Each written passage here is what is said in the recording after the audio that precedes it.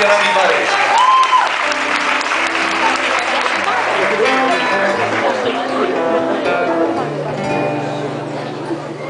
1950 te dio a luz en la tierra, donde los jóvenes lanzan piedras a la injusticia cada atardecer, donde las madres se esperan con el plato en la mesa, sin la certeza de que sus hijos regresen para comer.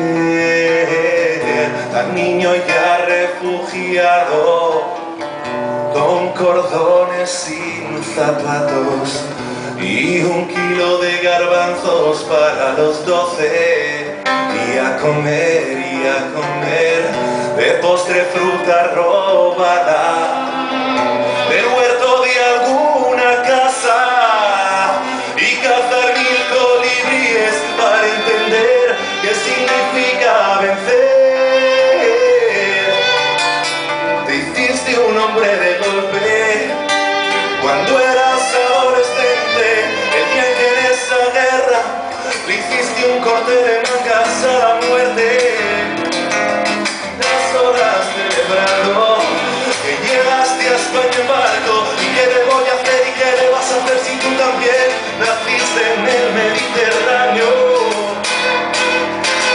Y en Madrid te enamoraste de una flor que hoy es mi madre, y aunque hablabais diferente os entendíais como nadie, y buscasteis un futuro en pantalones de campana, que aún sigues llevando a casa tantas flores y pasar por caja. Padre, no sabría explicarlo, demostraste ya hace mucho que para partir fronteras la sonrisa es un serrucho, y dimite la tristeza, porque al llegar tu risa recuperas a ese niño que algunos pierden de vista. Y cómo agradecer, Padre, que en mis naufragios tu palabra siempre supo a tabla en el mar.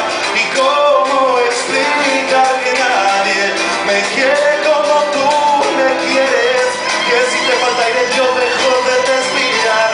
Y cómo hacer que entiendas que cuando la barca venga a ti, a la tierra le saldrán 2 labios para poder sonreír. Y en Madrid te enamoraste de una flor que hoy es mi madre, y aunque hablabais diferente os entendíais como nadie, y buscasteis un futuro